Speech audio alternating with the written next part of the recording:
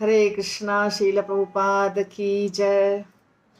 तो हम लोग तिरुपति बालाजी की कथा देख रहे हैं, क्योंकि हम जाने वाले हैं, इसलिए मैंने सोचा बाद में आपको दर्शन कराऊंगी। बालाजी के विग्रह का दर्शन तो संभव नहीं है, पर जो भी एरिया है उसका दर्शन कराऊंगी। उसके पहले मैं आपको कथा बता देती हूँ, जितना संभव है। हो गया तो ठीक है, नहीं तो फिर आने के बाद। तो हमने देखा कि श्रीनिवास और बकुला देवी साथ साथ में रह रहे थे, और कैसे श्रीनिवास का पद्मावती से मिलना हुआ। फिर पद्मावती और उनकी सहेलियों ने उनको पत्थर मारा, वो घायल हो गए। इधर उनकी माता जो बकुला देवी हैं, जो पहले यशोदा माता थी, वो घर में इंतजार कर रही थी। अब श्रीनिवास जी गए थे शिकार खेलने के लिए, तो वहां से लौट कर आए तो बड़े उदास थे। तो जब वो आए तो बकुला देवी उनको देखी कि चोट खाया हुआ है, बहुत दुखी है। तो उनको देख करके बहुत चिंतित हुई और पूछा, क्या हुआ, कैसे हुआ, ये सब कुछ बताओ। कैसी उदासी है, कैसे घाव हैं शरीर के ऊपर इतने, कैसी पीड़ा है। मैं तो तुम्हारी माता हूँ, तुम मुझे सब कुछ बता दो, और सच सच बताना, कुछ छुपाना मत। तो श्रीनिवास ने कोई जवाब नहीं दिया। फिर और चिंतित हुई माता। उन्होंने कहा, इतना पूछ रही हूँ फिर भी मुझे नहीं बताओगे? मैं तो तुम्हारी माता हूँ, और यही तुम्हारा प्रेम है, तुम्हारे सुख और दुख से तो मेरा संबंध है, तो तुम अपने दिल की बात अवश्य बताओ। तब श्रीनिवास जी ने कहा, हे माता, तुमसे क्या छुपाऊं। आज हम जंगल गए थे शिकार करने के लिए, ऐसे ऐसे घटना घटी। पद्मावती उनके सहेली का की सारी घटना जो है उन्होंने बता दिया। और ये भी उनको पता था कि ये आकाश राज का जंगल है। बताया उन्होंने कि आकाश राज जो राजा हैं उनके जंगल में हम गए थे, और वहाँ पद्मावती से मिलना हुआ। फिर उन्होंने ये बताया कि वो जो राजकुमारी हैं पद्मावती, वो बहुत सुंदर हैं, और ऐसी सुंदर स्त्री मैंने आज तक देखी नहीं है। मेरा उससे प्रेम हो गया है, और सच बात दिल की मैंने उसको बता दी, पर वो तो नाराज़ हो गई। अपने सखियों के साथ मुझे पत्थर से बहुत पीटा, मैंने मार खाया, परंतु उसका सौंदर्य मेरे आँखों में समा गया है, और उससे विवाह किए बिना मैं नहीं रह सकता। तो बकुला जो देवी जो थी वो तो खुश हो गई कि चलो कोई लड़की इसको पसंद आई है। माता को तो अच्छा लगता है कि मेरा बेटा विवाह करना चाहता है। फिर वो कहती हैं कि लेकिन वो तो राजकुमारी है, हम तो इतने गरीब हैं, वो तो राजा की पुत्री है, तो ये गलती तुमने कैसे कर दी। अब अगर ये बात राजकुमारी ने अपने पिता को बता दी, फिर तुम्हारा क्या होगा बताओ। प्रेम जो है ना, वो स्थान देख के करना चाहिए कि किसकी पुत्री है, करूं कि नहीं इससे बातचीत। ऊंच नीच अलग अलग प्रकार का समाज होता है, हमारी हैसियत, राजा की हैसियत, ये एक एक जैसा नहीं है। दरिद्र का विवाह राजा के साथ नहीं होता है, और तुमने जो गलती की वो की, पर अब तुम पद्मावती को भूल जाओ। तब श्रीनिवास मुस्कुराते हुए कहे, माता, एक बात बताऊं तुमको। पूर्व जन्म में जब राम अवतार में था, मैं राम अवतार में जब था, ऐसा बता दिया। तब सीता माता को रावण उठाकर, सीता माता ने सीता को रावण उठाकर ले गया। मैंने उसके साथ युद्ध किया, और जब वापस सीता को लेके आ रहा था, सब कुछ जो हुई थी बात वही, तो जनता के मन में सीता के शील के प्रति संदेह था, तो सीता को अग्नि में प्रवेश कराया था। तब मुझे अग्नि में 2 सीताएं दिखी थी, 2 सीताएं। तब अग्निहोत्र ने बतलाया कि एक सीता है और एक वेदवती है, और सीता ने भी कहा था कि इस वेदवती को आप पत्नी के रूप में स्वीकार करें, किंतु मैंने कहा था कि मैं तो राम अवतार में एक ही एक ही पत्नी स्वीकार करूँगा, इसीलिए मैंने उसको स्वीकार नहीं किया। वही लड़की वेदवती इस कलयुग में पद्मावती बनकर आई हुई है। उससे मुझे विवाह करना है और उससे विवाह करने के लिए ही मैं भूलोक में आया हूँ। तो इस प्रकार पद्मावती की पूरी हिस्ट्री, पिछले उनका जो पिछला अवतार था या रूप था, वो सब बकुला देवी को बता दिया और अपने बारे में भी बता दिया कि मैं रामचंद्र जी के रूप में जब था, यानी कि मैं भगवान हूँ। ऐसा भी बकुला देवी को श्रीनिवास जी ने बता दिया। इसके बाद क्या हुआ? इसके बाद जब से अभी इधर तो श्रीनिवास जी के मन में जो चल रहा है वो तो चल ही रहा है, उधर जो पद्मावती थी, चूंकि वो पद्मावती वेदवती थी, लक्ष्मी जी थी, तो उनको याद नहीं थी कि मैं कौन हूँ। पर अंदर अंदर जब श्रीनिवास जी को वो देखी तो उनके मन में भी उथल पुथल हो गई। तो जब उनके मन में प्रेम आ गया, अब जब आंखें खुली हो बंद हो तो वही पुरुष यानी कि श्रीनिवास जी का चेहरा उनके सामने आ रहा था। तो सखियों के मन में सखियों के सामने ये बात कहने में थोड़ी शर्म आ रही थी। तो माता से कहा तो माता बोलेंगे कि किस भिखारी से तुम्हारा दिल लग गया, किस भिखारी से तुम शादी करना चाहती हो। तो माता भी नहीं मानेंगी, पिता भी नहीं मानेंगे, क्या किया जाए। और मन को कितना भी कोशिश कर रहे हैं कि मन वहां से लौट जाए, मन तो लौट नहीं रहा है। फिर संभव कैसे है? ना खाने की इच्छा, ना नींद आती है, ना दिन में आराम है। सखियों से बातचीत करना भी बंद कर दिया, साज श्रृंगार करना भी बंद कर दिया, वन में जो विहार करती थी वो भी बंद कर दिया और सारा दिन प्रेम की वेदना में तपती रहती थी। शरीर इतना जल रहा था जैसे अगर उसके ऊपर कुछ रख दिया जाए तो पक जाएगा, ऐसा लिखा है। तवे के समान जल रहा था, रोटी बन जाएगी, इतना जल रहा था।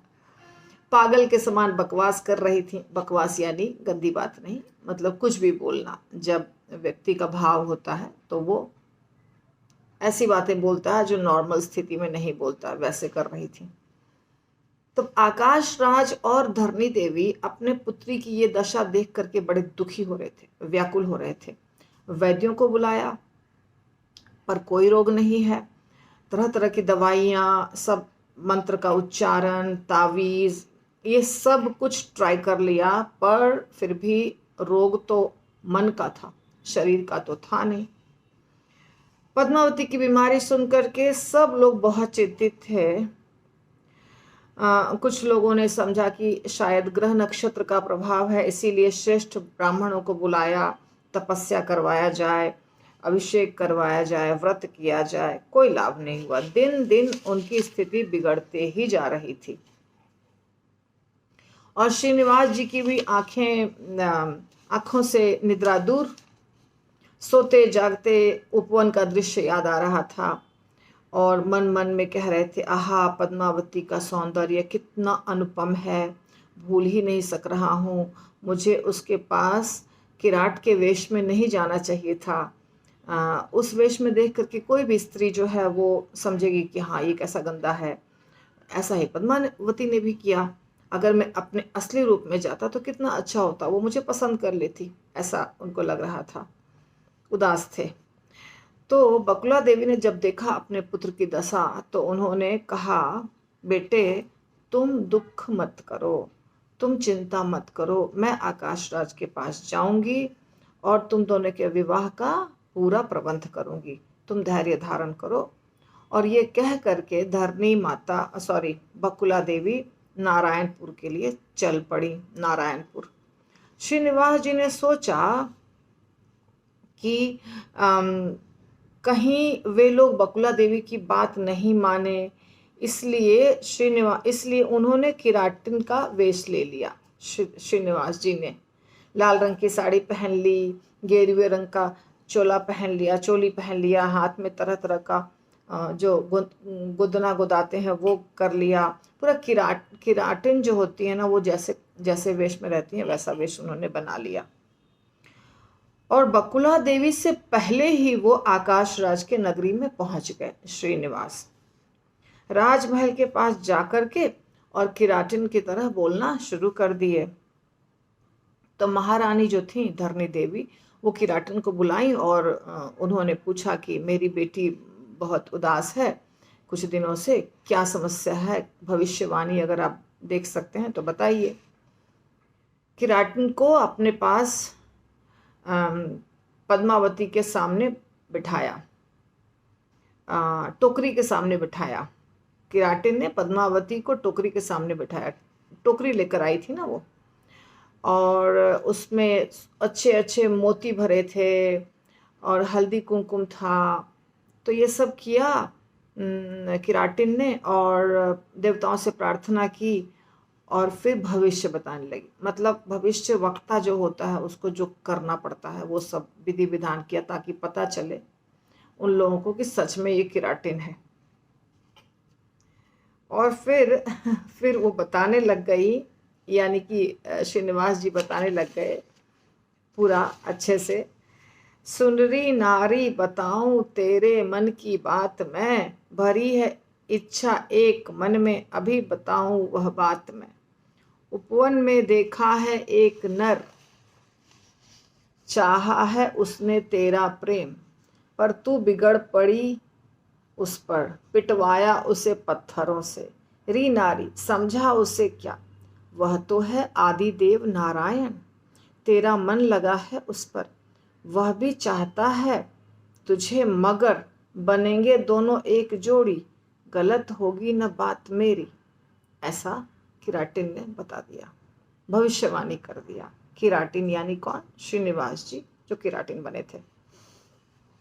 अब किराटिन के जाते ही धरनी देवी राजा के पास गई, आकाश राज के पास, और बताया कि किराटिन ने ये सब बोला है। महाराज दुविधा में पड़ गए और उन्हें लगा कि महर्षि नारद ने कहा था, कुछ भविष्यवाणी की थी, तो कहीं वो भविष्यवाणी सत्य तो नहीं होने वाली है। उन्होंने कहा था कि महाविष्णु के साथ आपके पुत्री का विवाह होगा। तो महारानी से कहा, किराटिन के बात में सत्यता तो लग रही है, शायद वो शिकारी भगवान ही हो। पद्मावती भी दैवांश से संभूत है, पद्मावती में भी देवी का अंश है, इसलिए अगर हमारी पुत्री का स्वास्थ्य अच्छा हो जाए तो हम उस शिकारी को बुला करके पद्मावती का विवाह कर देंगे।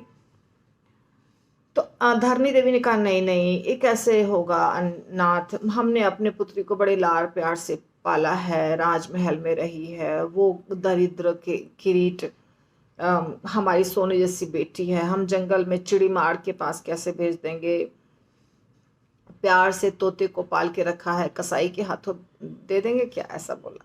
हमारी पुत्री फूल सी है, राजकुमारी है, उसको पर्वतों में कैसे भेज देंगे, ये रिश्ता अच्छा नहीं है, ये लज्जाप्रद रिश्ता है। क्या संसार में कोई राजकुमार नहीं है जो उसके बराबर हो? राजमहलों में रहने लायक योग्य पुत्री को जंगल में कैसे भेज दें? ये बात आपको कैसे दिमाग में सूझी, कैसी ये बात? अब पुत्री का भार पिता से ज़्यादा माता को होता है। अब भार यानी प्रेम या जो भी। तो वो सोचने लगी, हमारी बेटी खाने पीने के लिए भी तरसती रहेगी, उसे दुख होगा, मेरी बात मानिए, इस रिश्ते के बारे में मत सोचिए। धरनी देवी के बातों पर आकाश राज हंस दिए और बोले, प्रिय चिंता मत करो, मैं जल्दबाजी में पड़कर अपने प्रिय पुत्री के जीवन को दुखपूर्ण नहीं बनाऊंगा, लेकिन यदि विधि का विधान है तो उसे कौन मिटा सकता है? सोच विचार करके ही निर्णय लेंगे, तुम इसके विषय में चिंता बिल्कुल भी मत करो। आकाश राज और धरनी देवी दोनों मिल करके पद्मावती के कक्ष में गए। पद्मावती बेहोशी की अवस्था में थी। दोनों ने उठाया और प्यार से बोला, बेटे, संतान के लिए तरसने के बाद, बहुत दिनों के बाद आप हमको मिले हैं, कृपा से हमारा सब कुछ तुम ही हो, तुम बहुत बुद्धिमान भी हो, तुम्हारे मन में जो भी चल रहा है निसंकोच हमें बता दो, तुम्हारी इच्छा को हम अवश्य पूरी करेंगे, तुम्हारा आनंद ही हमारे जीवन का लक्ष्य है, तुम अपने मन की बात हमें बता दो। पिता की बात सुन करके पद्मावती की आंखों में आंसू आ गए। वो बोली, मैं क्या कहूँ पिताजी, मेरे मन की वेदना दूसरों को बताए ऐसा नहीं है कि मैं दूसरों को बता पाऊँ, बड़ा मुश्किल है बताना।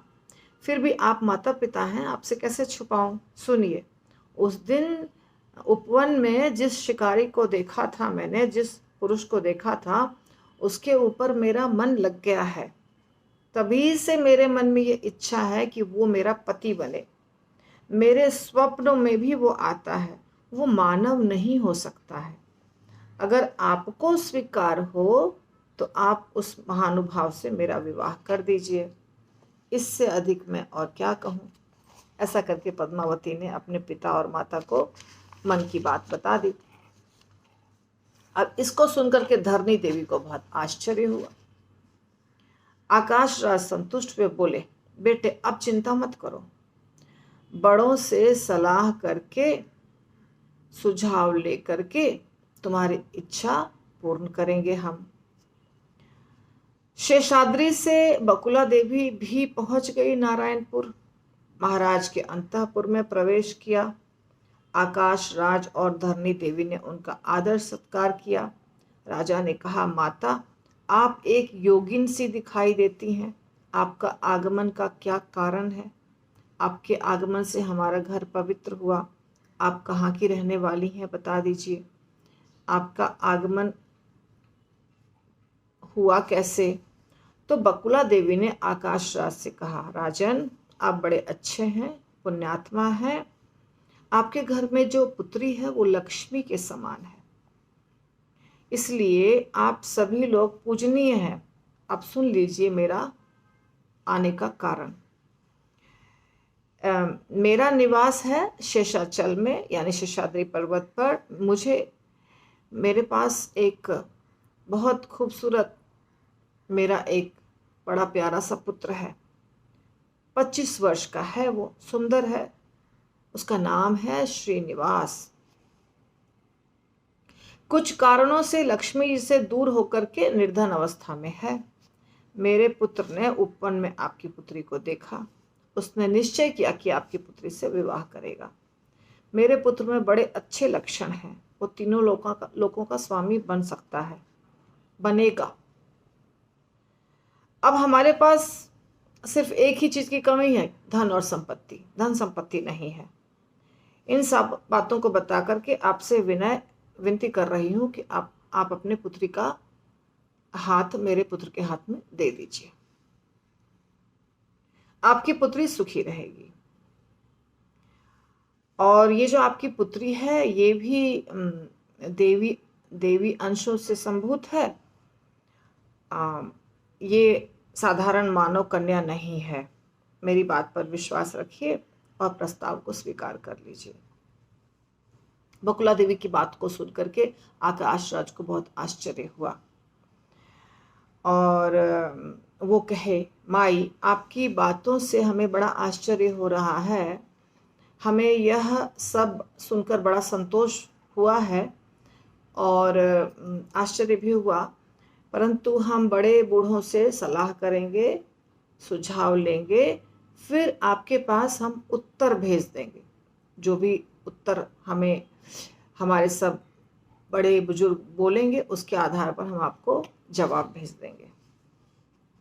बकुला देवी चली गई वापस अपने स्थान शेषाद्री। अब बकुला देवी को भेजने के बाद आकाश राज ने निश्चय किया कि पद्मावती का विवाह श्रीनिवास से ही करना चाहिए।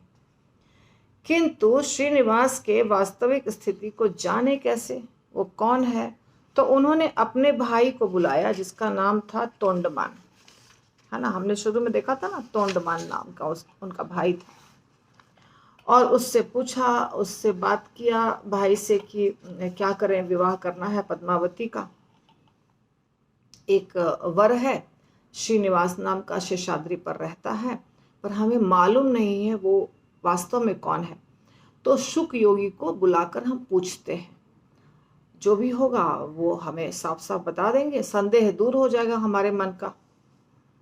इसके बाद तोंडमान और शुक योगी दोनों, मतलब तोंडमान गए और शुक योगी के आश्रम में गए और नमस्कार किया और बताया कि मैं आकाश राज का भाई हूँ और पद्मावती के विवाह के बारे में आपसे बात करने आया हूँ, सलाह मशवरा आपसे लेना है। मुझे आज्ञा दिया है उन्होंने कि आपको राजमहल लेकर चलूं, इसलिए आप हमारे साथ महल आने की कृपा कीजिए। तो शुक योगी तोंडमान के साथ आ गए। आकाश राज ने उनकी जैसे होता है स्वागत, वैसे स्वागत किया, कुशल से सब कुछ पूछा और बोला कि आप तो सर्वज्ञ हैं, आप सब कुछ जानते हैं, आप वेदवाणी के समान हैं, आपकी बातें तो पद्मावती के जन्म से भी आप परिचित हैं। अब वो बड़ी हो गई है, उसका विवाह करना है और उसने उपवन में एक शिकारी को देख लिया, उस शिकारी से विवाह करना चाहती है, उसके प्रेम में वो तड़प रही है और मालूम पड़ा है कि वो शिकारी जो है वो शेषाद्री पर्वत पर रहता है, उसका नाम है श्रीनिवास। पर आप त्रिकाल यज्ञ है, आप त्रिकालज्ञ हैं, आप सब कुछ जानते हैं, तो आप सोच विचार करके बताइए कि वो श्रीनिवास है कौन, हमारे पुत्री के लायक है कि नहीं है, उससे विवाह करना चाहिए कि नहीं करना चाहिए। ये सब आकाश राज की बात जैसे ही सुनी शुक योगी ने, वो बहुत खुश हो गए। बोले बड़े भाग्य से भगवान के विवाह को देखने का अवसर स्वयं मिलेगा इन आंखों से, उस कार्यक्रम में भाग लेने का हमारा भाग्य होगा। प्रसन्न होकर बोले राजा तुम बड़े भाग्यशाली हो, पद्मावती का जन्म धन्य है। शेषाद्री पर रहने वाला वो जो श्रीनिवास है वो साधारण मानव नहीं है, 14 लोकों का अधिपति है वो श्री नारायण साक्षात। तुम्हारे पूर्व जन्म के पुण्य के कारण वो तुम्हारा दामाद बनने वाला है। उस महानुभाव को कन्यादान करने से तुम्हारा वंश धन्य हो जाएगा। उस महात्मा के दर्शन से हम लोग सबके कई जन्मों के तपस्या सफल हो जाएंगे, तुम्हारा जन्म भी सफल हो जाएगा। अब तो राजा बहुत खुश कि हमारा दामाद तो भगवान है। आकाश राज ने तुरंत बृहस्पति को बुलाया और सब कुछ कह सुनाया। बृहस्पति देवताओं के पुजारी हैं, तो उनको सब कुछ कह सुनाया, निवेदन किया कि महाशुक योगी जो हैं उनके मुख से श्रीनिवास जी का महात्म्य सुना, निश्चय किया कि पद्मावती का विवाह श्रीनिवास से करेंगे हम, आप देवगुरु हैं, हमारे लिए पूज्य हैं, तो विवाह का शुभ मुहूर्त निकालिए और सूचना दीजिए, पत्र लिखिए श्रीनिवास के नाम और पत्र को वहां पे हम भेजेंगे। बृहस्पति जी बहुत खुश हुए, हे राजन बड़े भाग्य की बात है, भगवान तुम्हारा दामाद बनने वाला है। ये कह करके उन्होंने पंचांग निकाला और पद्मावती की लगन कुंडली, श्रीनिवास जी की लगन कुंडली, सबको जोड़ करके गणना करके सब विषय को सोच करके वैशाख शुद्ध दशमी शुक्रवार के दिन वैशाख शुक्ल दशमी शुक्रवार के दिन शुभ मुहूर्त निकला पद्मावती और श्रीनिवास के विवाह का। पत्र में ये सब कुछ लिख दिया। आकाश राज का निवेदन है श्रीमान गुरुजनों के मुख से, ये सब जो होता है पत्र में वो सब लिख करके भेज दिया। इसके बाद आकाश राज ने वो शुभ पत्र शुक योगी को दिया, कहा स्वामी कृपा करके इसको श्रीनिवास जी को दे आइए। मतलब तब ब्राह्मण ही दिया करते थे ना, तो शुक योगी को कहा कि आप दे आइए उनके पास और उनका उत्तर ला करके हमको दे दीजिए। शुक योगी प्रसन्न हो गए और बोले ठीक है, रुक्मिणी जी का विवाह होने वाला है और दूत का कार्य मुझे करने का मौका मिला है, ये तो बहुत बड़ी बात है, तो सौभाग्य है। फिर शुक योगी पत्र लेकर के पहुंच जाते हैं नारायणपुर शेषाद्री पर्वत पे। श्रीनिवास जी का दर्शन किया, महामुनि को देख करके श्रीनिवास जी बहुत खुश हुए, भक्ति भाव से आदर सत्कार किया, उचित आसन पर बैठाया, बकुला देवी ने अच्छे से फल फूल जो था वो सब उनको समर्पित किया। श्रीनिवास जी बड़े विनम्रता के साथ पूछे, बताइए क्या सेवा करें हम, क्या सेवा हम कर सकते हैं, आपके आने का प्रयोजन क्या है। शुक योगी ने विवाह बताया, विवाह का प्रस्ताव लेकर के हम आए हैं, और पत्र को हाथों में रख दिया, श्रीनिवास के हाथ में रख दिया। श्रीनिवास जी बहुत आनंदित हुए, पत्र को पढ़ा और बकुला देवी को समाचार सुनाया कि ये है हमारा जवाब। जवाब यानी कि बकुला देवी गई थी ना, इसलिए जवाब मिला है। तो बकुला देवी भी बहुत खुश हुई। फिर श्रीनिवास जी ने सुखयोगी से कहा, महात्मा अब मेरे विवाह के कारणभूत होने से मैं आपकी प्रशंसा करता हूँ, मैं आपका बड़ा आभारी हूँ। सुखयोगी हंसने लग गए। आप तो तीनों लोगों के प्रभु हैं, मालिक हैं, आपकी इच्छा की पूर्ति में क्या रुकावट आ सकती है। इस कार्य में मैंने क्या किया है, सब आपकी इच्छा के अनुसार होता है। कृपा करके अब आप भी एक पत्र लिखवा करके दे दीजिए मुझे, वो पत्र मैं आकाश राज को दे आऊँगा। तो श्रीनिवास जी ने भी फिर जवाब में पत्र लिख के दिया, और वो पत्र लेकर के शुक गोस्वामी आकाश राज के पास गए और सब कुछ सुनाया। ऐसे अब विवाह की तैयारी कीजिए। तो पद्मावती और श्रीनिवास जी का विवाह का समाचार सारे लोकों में पहुंच गया। सब लोक में जब ये समाचार पहुंच गया तो नारद जी शेषाद्री आए। श्रीनिवास जी ने नारद जी का आदर सत्कार किया। नारद जी, आपको मालूम ही होगा कि मेरे विवाह की तिथि तय हो गई है। अब देखिए भगवान का विवाह होने वाला है, किनका, श्रीनिवास जी का। तो नारद मुनि को कह रहे, देखिए आपको तो मालूम है मेरे विवाह की तिथि तय हो गई है, मगर विवाह में बहुत खर्चे हैं और मेरे पास है एक भी पैसा नहीं। लक्ष्मी जी तो मुझे छोड़कर चली गई हैं, इसलिए मैं तो हूँ निर्धन अवस्था में। संसार में निर्धन व्यक्ति का जीवन सबसे ज्यादा व्यर्थ। आप कुछ कृपा कीजिए, कुछ उपाय ढूंढिए जिससे जो विवाह में धन लगने वाला है उसका इंतजाम हो सके। नारद जी हंसने लगे, बोले, आपकी बात सुन के तो मुझे हंसी आ रही है। स्वयं दरिद्रता का भोग करने पर आज आपको दरिद्रता की व्यथा का बोध हुआ ना। इतने दिनों से लक्ष्मी जी के साथ रहते थे, सुख में रहते थे, और संसार में जो दरिद्रता है उसका तो आपको थोड़ा भी ज्ञान नहीं था। आज आपको समझ में आया कि दरिद्रता क्या चीज होती है। ऐसा नारद मुनि बोल रहे हैं किसको, श्रीनिवास जी को। ताना दिया, ताना।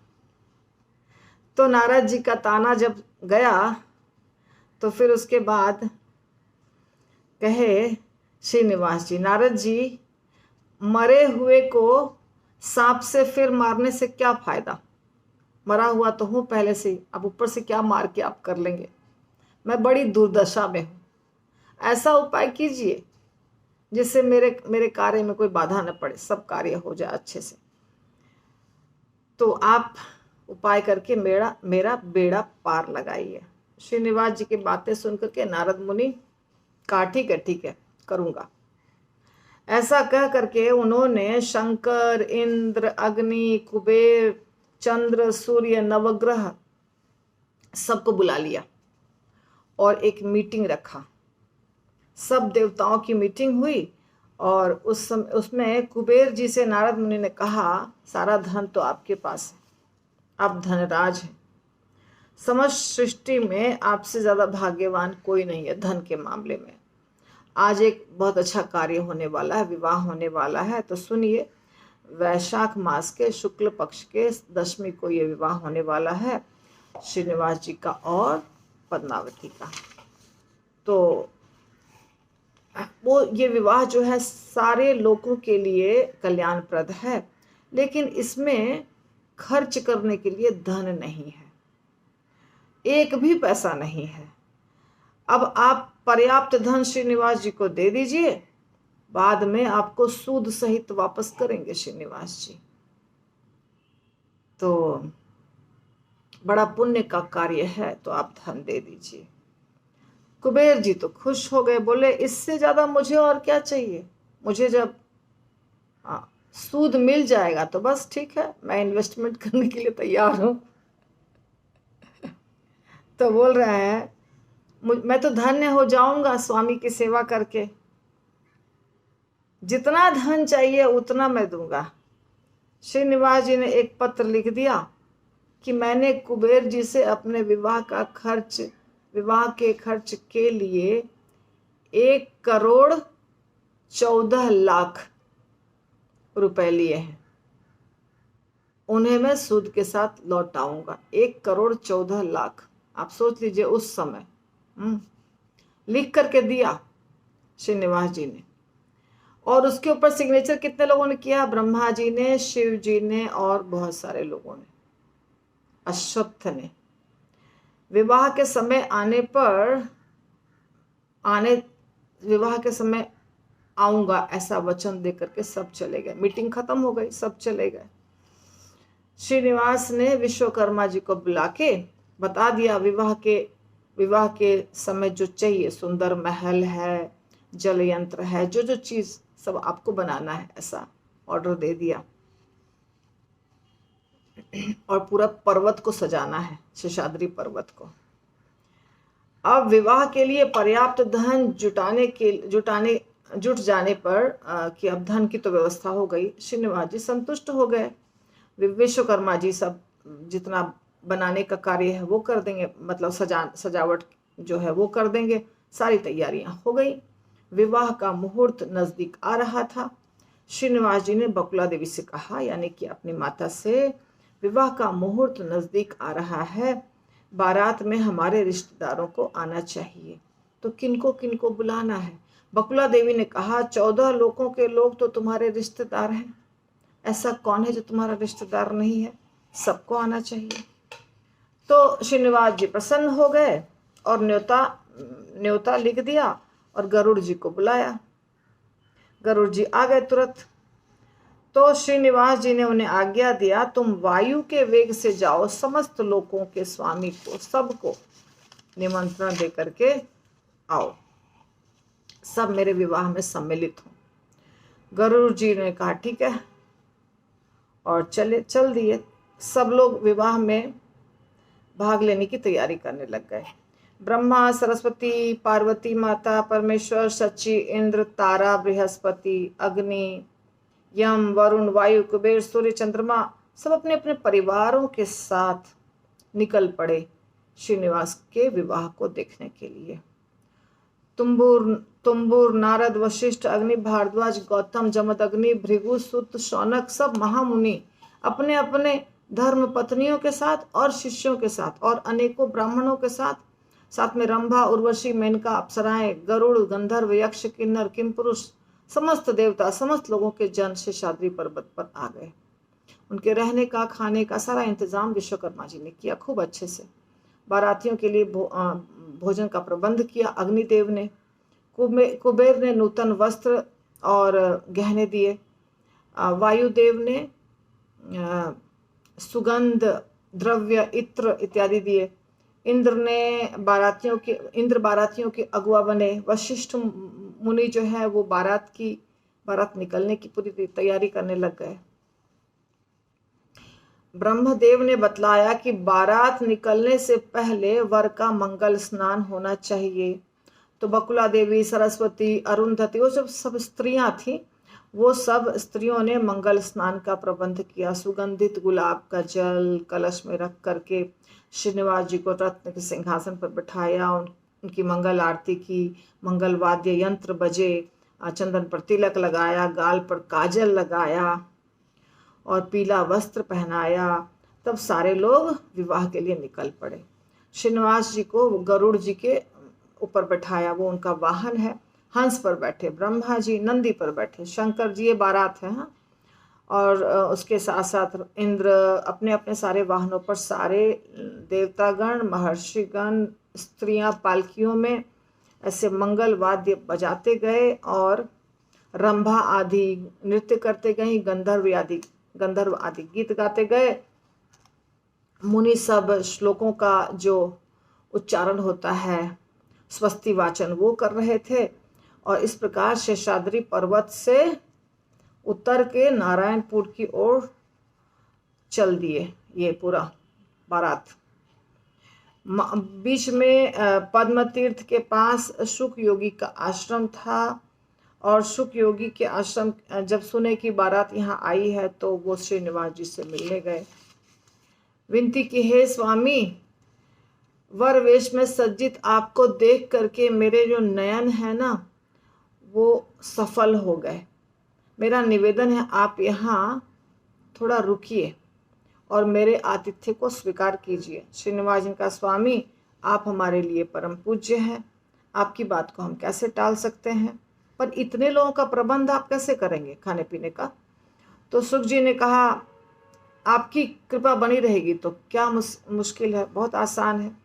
14 भुवन आपके गर्भ में है, आप संतुष्ट बने तो सब संतुष्ट बन गए। श्रीनिवास जी ने कहा, ये बात तो है। फिर शुक जी के इच्छा के अनुसार श्रीनिवास जी उनकी कुटिया में गए, कंद मूल फल जो भी दिया उसको स्वीकार किया। मुनिजन देवतागण सब शुक जी के ऊपर नाराज होने लगे कि हमको क्यों नहीं खिलाया, हमको क्यों नहीं खिलाया, हमें भी तो भूख लगी है।